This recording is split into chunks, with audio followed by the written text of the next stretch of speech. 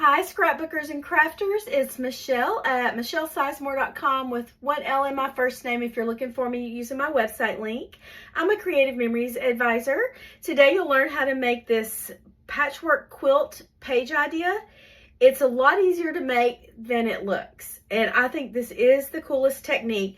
This is an idea that was passed around probably 10 years ago or more in the creative memories world. And it had some handouts with it and some quotes and things. I really like how there are a lot of quotes and poems that sort of tie in scrapbooking and quilting, because there are some similarities in kind of some ways you can word it. And I'll just read this to you. This album is like a patchwork quilt with memories sewn throughout. Each picture weaves a story that tells what we're about. And there's a typo, I didn't put the T. Each page is pieced together with moments from our past, and like a quilted fabric, these memories will last. So that's one of the quotes. And this is another one, and I actually have this one in one of my scrapbooks. This book is like a comforter, a quilt with many parts, a keeper of our memories, a place to warm our hearts. The fabrics are our life's events, those things we want to keep. The programs, stubs, and photographs are placed here, not in a heap. The scraps, all stitched together, held fast with love and care, create a family legacy, a gift for all to share. I think that is a perfect title page to go in a book.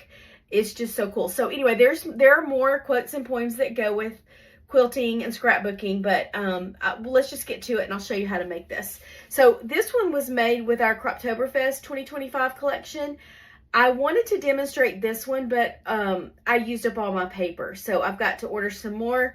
And anyway, I'm going to show you this, and I love this. This is made with our Noteworthy Days collection. Okay, so all you need to make this is 2 pieces of paper, and I chose a piece of paper and a piece of cardstock. Now, this will be my background, and I want to encourage you to pick a paper that you like both sides of, because both sides are going to show with the way you fold your triangles. Excuse me. And I also want to encourage you to consider picking a very subtle pattern for both sides. I like this because it's like a little floral pattern that's dark on one side and a little check pattern that's lighter. So they contrast well with each other, but they complement each other. So the patterns are slightly different, and that makes it interesting. And the fact that one side is light and one side is dark is great. And then you just want to pick a piece of cardstock that coordinates with both colors for your background. And I would suggest the paper or the cardstock you put on the back doesn't really have a pattern at all. It can have like a subtle texture to it. Like, for example, this one, it does have like a little tea stain look, a little texture linen kind of a look. I really love that, but it's not a pattern that competes with these patterns. It's just very subtle. And I would have used that for the demo, except that I'm out of that paper as well. I don't even remember what collection that came from, but I love it. So, all right, well, let's get started. So I'm going to grab my trimmer and open up my arm and put my little foot down so that it's level. I want to line this up with the 6-inch mark right here. Make sure it's at that mark and that it's straight all the way across, and I'm going to cut. So basically that just cut my piece of paper in half. So I'm going to stack these. The designer paper is thin enough where you can cut 2 pieces at a time. I wouldn't cut more than 2.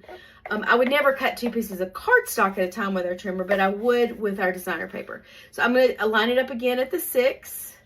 Let me make sure these are completely right. It's very important that they're exactly the same size. Line it up at the 6 and cut. And now I'm going to end up with 3 by 3 squares. Okay, so now I'm going to take one of these and put it aside. I don't want to cut one of them.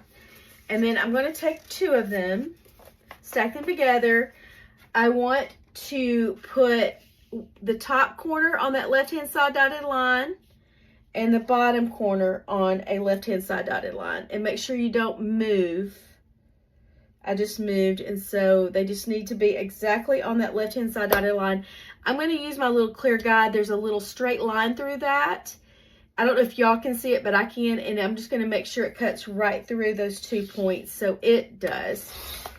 And I did that. And I want to get a bunch of triangles this size, and then I'll do it one more time. This line also helps you keep it straight. I forgot about that. So I'm going to put this on the left-hand side dotted line right here. Then line it up with that mark. And then make sure it's on the left-hand side dotted line here. And just to clarify that, I'm going to grab my little multi-purpose tool. This mat has 2 dotted lines down it. One is on the left and one is on the right. And so when I say the left-hand side dotted line, I'm talking about this one. And that is where the blade always comes down, is on your left-hand side dotted line. Excuse me. I just grabbed some water. Okay. So I'm going to stack these 2 together and line these up at the bottom, but make sure my point is on that left-hand side dotted line. And it is. Just to double check, I'm going to take my little guide. Yep, it's good. Make sure it's straight all the way down here and cut those. And then I'm going to do that to all the rest of my triangles. Doing 2 at a time. Straight on the bottom. The point is on the left-hand side dotted line. And do the same thing with these. And then I'm done with my cuts. The point is on the left-hand side dotted line.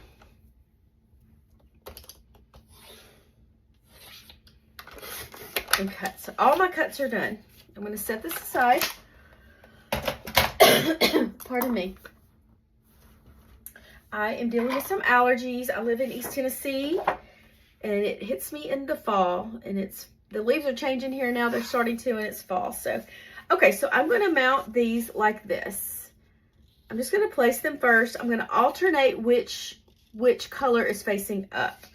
You don't have to do that. You could do them all the same and get a different look, but I like it better like this. I'll show you with it what it looks like if you don't alternate, and I'll show you what it looks like if you do. So I'm going to do this and this. Now I'm going to mount these down as quick as I can, and I just want to put the tape runner along this bottom edge for now because I'm going to flip and fold the other parts of it. So I'm just going to put a few dabs right there, and I'm going to line this up. I don't want to see any of this beige sticking out past, so line it up to where it's at the bottom so you don't see any beige sneaking out past your triangles. And I'm going to do this as quick as I can. It does take a minute or 2 or 3. Let's just say it takes a few minutes. There's a little beige. There we go. And the more you do this, the faster you get. Now I don't even have to look up the measurements. I had to the first several times I did it to remember. But now it's just, I could almost do it in my sleep. I've done a number of these. I love this technique. Okay, tape runner on the bottom. It's a little bit too...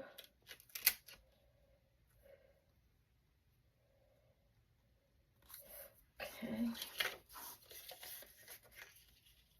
You want the tips of your triangles to meet, and you want the other tip to line up at the edge of your page. Let me come over just a little bit. There we go. That's good. Okay.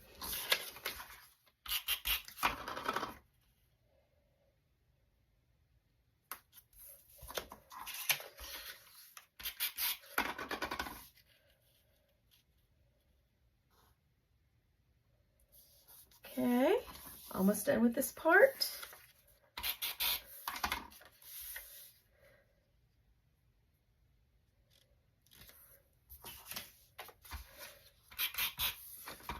Okay.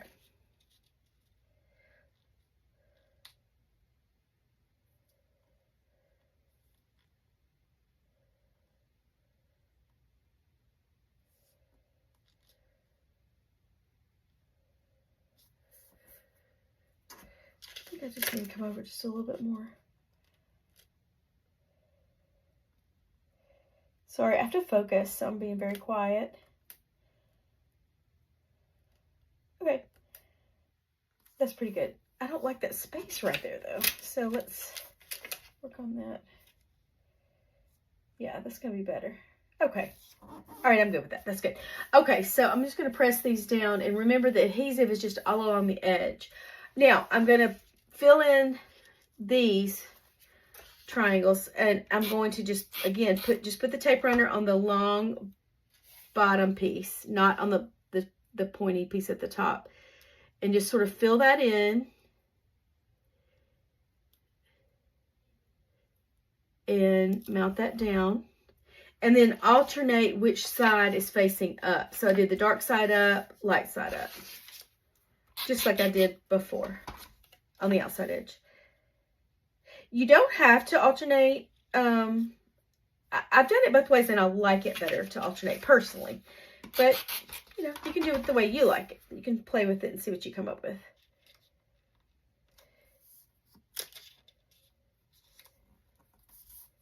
Okay, and then I'm going to put the green side up here. All right. Now for the fun part. And you want to make sure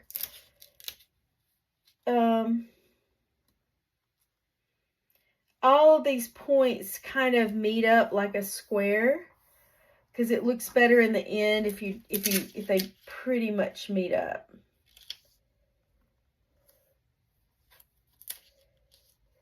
Yeah, that's good.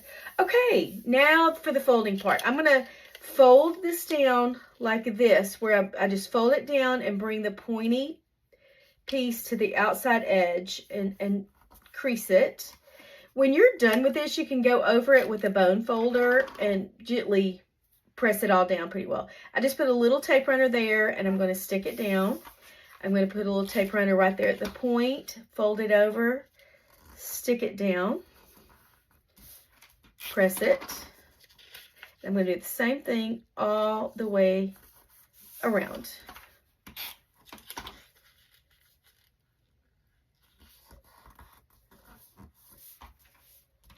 I'm just doing the outside edge ones first, and then I'll go back and do the others when I'm done with this. It's already starting to come together.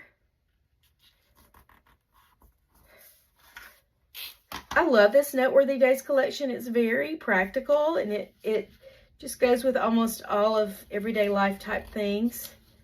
Pages and pictures. Press it down and make it stick. And here we go. Okay, so I'm going to just press these down really well. And again, when I'm going to use my fingernail, but when I'm done, I just don't have a bone folder handy. When I'm completely finished, I can go back over the whole thing with a bone folder. Now I'm going to fold up like this. So I'm just going to put a little tape runner right there at the pointy edge. And I do encourage you to do a repositionable tape runner, because you might find that you have to move these a little bit to straighten them up when you're done, and it's just so much better when you can pick them up and reposition them if you need to with this repositionable tape runner, and then over time it settles down and becomes permanent. Fold it up.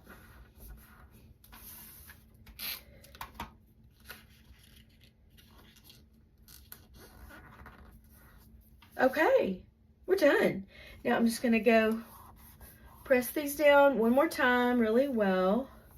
Now, I would go back around all of these and put some more tape runner like here to secure it. But just to save time for the video, I'm not going to do that. So when I would go all the way around and just double, add more tape runner where I need to. Okay, so now you can decide, do you want this blue in the middle, which I like, or do you want the green in the middle?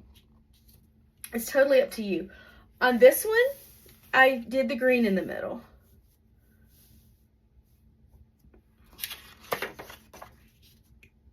Let's do the blue just for a different look.